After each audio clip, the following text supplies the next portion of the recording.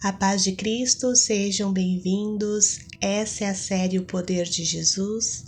Estamos chegando ao 10º episódio. Se você não viu os outros, te convido para assistir. Estamos finalizando hoje o capítulo 4 de Mateus. Vamos aprender sobre o momento em que Jesus ensina o povo e cura os doentes. Palavra de libertação e cura. Presta atenção nessa mensagem, eu vou ler a palavra, explicar o contexto da situação e no final trazer algo prático para as nossas vidas. Jesus ensina o povo e cura os doentes. Jesus foi por toda a Galileia, ensinando nas sinagogas deles, pregando as boas novas do reino e curando todas as enfermidades e doenças entre o povo. Notícias sobre ele se espalharam por toda a Síria e o povo lhe trouxe todos os que sofriam de vários males e tormentos, endemoniados, loucos, paralíticos, e ele os curou. Grandes multidões o seguiam, vindas da Galileia, Decápolis, Jerusalém, Judeia e da região do outro lado do Jordão. Santo Deus, a Tua palavra é a verdade e luz para a nossa vida. Que nesse momento o Teu Santo Espírito ministre aos nossos corações segundo a necessidade que há, trazendo cura, libertação, tirando as vendas, a cegueira que nos impede de enxergar o Teu reino, libertando as correntes, as algemas que nos impedem de fazer a Tua vontade, destapando os nossos ouvidos para que, ouvindo, também venhamos a compreender a Tua palavra. Em nome de Jesus, amém. Meus queridos, estamos aqui agora chegando ao final do capítulo 4 e vamos relembrar um pouco o que aconteceu antes. Jesus ele foi tentado, passou pela prova no deserto. Quando venceu os 40 dias e os anjos o serviram, mostra que ele começa a pregar. Dando continuidade, ele chamou seus primeiros discípulos e agora ele começa a ensinar e curar os doentes. Há uma diferença entre pregação e ensino. Na pregação, o chamado é o arrependimento. Todos precisamos nos arrepender dos nossos pecados e Jesus pregou o arrependimento. Mas Jesus também ensinou a palavra. E agora Jesus começa o ministério de ensino. E no versículo 23 diz que Jesus foi por toda a Galileia ensinando nas sinagogas deles. O que é sinagoga? Sinagoga é um local onde os judeus se reuniam para ensino, oração, comunhão. E dentro da sinagoga, todo aquele que era considerado mestre ou tinha conhecimento na escritura, sendo convidado pelo responsável, ele podia ensinar.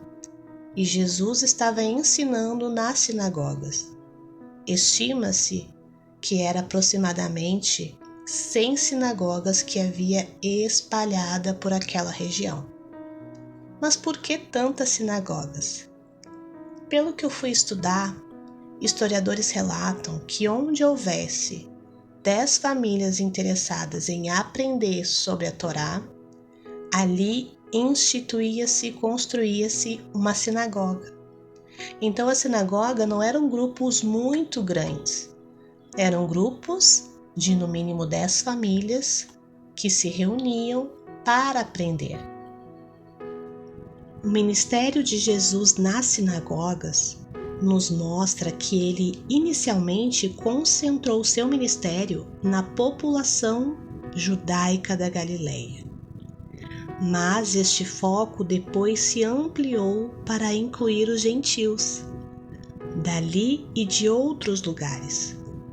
O Evangelho do Reino era o principal tópico da pregação de Jesus e dava conta que o tão esperado Messias, o regente humano, por intermédio de quem Deus haveria de estabelecer o seu reino na terra, finalmente tinha chegado.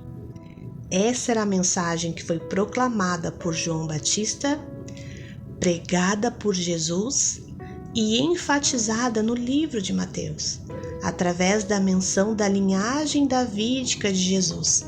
Lá, os primeiros episódios da série fala sobre a linhagem, fala sobre o relato do nascimento miraculoso, das profecias que se cumpriram na vida de Jesus, nos indicando que ele era o Messias, por conta de profecias que confirmavam que ele era o Senhor aguardado. No versículo 23 nos mostra que ele, pregando as boas novas do reino e curando todas as enfermidades e doenças entre o povo. No sentido original da palavra, todas as enfermidades, esse adjetivo revela que nenhum tipo de doença estava além do poder de Jesus para curar. No texto grego, o adjetivo todas é repetido, enfatizando o poder ilimitado de Jesus para curar. Veja que tremendo. E eu quero te lembrar que a palavra de Deus nos diz que Deus não muda. Jesus não muda. Ele é o mesmo ontem, hoje e o será para sempre. Jesus continua curando. Dando continuidade, notícias sobre ele se espalharam. As pessoas estavam espalhando o que Jesus estava fazendo. Como não se espalharia, meus queridos? Imaginem. Pessoas enfermas, acamadas, endemoniadas, sendo levadas até Jesus e saindo de lá plenamente restabelecidas. Pessoas curadas, transformadas pelo poder de Jesus. Grandes multidões o seguiam. Imagina como estava a vida de Jesus nesse momento. Ele não devia ter descanso. No momento em que ele começou o seu ministério, ele entregou-se completamente à vontade de Deus.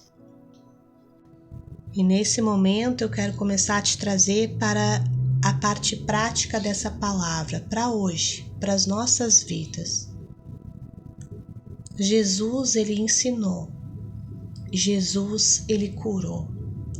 E Jesus deu a mim e a você autoridade para fazer obras maiores do que ele. Você sabia disso? Que Jesus liberou poder sobre as nossas vidas para expulsar demônios e curar enfermos? Infelizmente, muitos de nós não estamos fazendo uso desse poder. Não estamos sendo usados como instrumentos de Deus nessa terra para abençoar as pessoas. Mas por que isso está acontecendo, né? Eu creio que é por não conhecer a Escritura, não conhecer a palavra de Deus. O poder de Deus, ele começa a ser manifestado através do conhecimento da sua palavra. E a palavra gera vida, cria coisas que não existem, traz vida aos mortos. A palavra de Deus é poderosa. Tão poderosa que o Verbo vivo se fez carne, Jesus. Ele era a palavra e a palavra nasceu. É muito forte, queridos. Conhecimento da palavra de Deus nos transforma. E aqui eu quero te dizer que de repente você não se sinta com capacidade para ensinar e curar, mas deixe ser espalhado o que Jesus tem feito em tua vida. Multidões seguiam Jesus porque se espalhava a notícia. Certamente você que já conhece o Senhor, que já é um seguidor de Jesus, um discípulo de Jesus, teve um encontro com Ele e a sua vida não foi mais a mesma. Deixe que a notícia se espalhe, para que as pessoas, lendo a sua vida, que é para ser uma carta viva, que elas venham a buscar Jesus, que elas venham a buscar o Senhor e tudo o que Ele pode trazer. E Jesus nos cura, e isso é maravilhoso. Mas mais maravilhoso que a cura é ser salvo, é ter a vida eterna. E Ele veio para salvar o mundo. Mas Ele conta conosco. Então, na mensagem de hoje, há 3 pontos importantes para a gente avaliar e prestar atenção em nossas vidas. Primeiro, se entendemos que fomos chamados para ensinar, precisamos estudar a palavra de Deus, amém? Estude a palavra de Deus, leia a palavra de Deus e ensine a palavra de Deus. É um chamado. Alguns não foram chamados para ensino, mas todos nós fomos chamados para testemunhar. Então, segundo ponto importante, testemunhe do que Jesus fez e faz em tua vida. Espalhe o que o Senhor tem feito, não esconda os seus feitos das pessoas. Graças a testemunhos que eu vi na vida de pessoas, eu decidi conhecer Jesus. Eu quis ir e experimentar dele. E a palavra diz que nós devemos experimentar do Senhor, devemos avaliar, devemos ir atrás dele e querer conhecê-lo, experimentar e ver. E foi graças a isso, a testemunhos, pessoas que não se calaram. E terceiro e último ponto importante para as nossas vidas é que Jesus é poderoso para curar. Não há doença ou enfermidade que resista o nome de Jesus. Já vi pessoas com HIV sendo curadas. Eu já fui curada de pedra nos rins. Eu precisava me operar e o Senhor me curou. Eu não expeli uma pedra, não sofri horrores para expelir. E Deus poderia ter me curado desse jeito, também poderia, mas foi milagroso. Jesus, Ele cura. Doenças e enfermidades, Jesus restaura. Os loucos, os endemoniados, aquelas pessoas que não têm mais jeito. Aquelas pessoas que olham e dizem assim, esse aí só um hospício e vai ficar para sempre assim. Jesus tem poder para curar e para libertar. Você tem, em primeiro lugar, acreditado no poder de Jesus. E você tem ensinado, falado às pessoas que Ele pode fazer isso. Pense nisso. Infelizmente, muitas vezes a nossa fé é minada. Satanás, ele quer colocar dúvida no nosso coração e paramos até de orar pela cura. Nos contentamos com doenças e enfermidades, de repente pela frustração da cura não chegar, ou pela vergonha de dizer que Jesus cura e Jesus não curar. Eu quero te lembrar que Deus não precisa de defensores, não precisa de advogados. Ele é Deus e Ele sabe o que faz na vida de cada um. Mas Ele faz através da palavra. Precisamos anunciar que Jesus faz. Precisamos gerar fé no coração das pessoas, pois sem fé é impossível agradar a Deus. E nós somos chamados para isso. E eu quero te lembrar que eu e você iremos prestar contas a Deus de todas as pessoas que nós tivemos a oportunidade de testemunhar e não testemunhamos, de ensinar e não ensinamos, de pregar o arrependimento e não pregamos. É isso, meus irmãos. Chegando ao fim do capítulo 4 de Mateus, próximo episódio, as bem-aventuranças. Espero por você, te agradeço pela confiança e pela audiência. E, querendo o Senhor, até o próximo vídeo.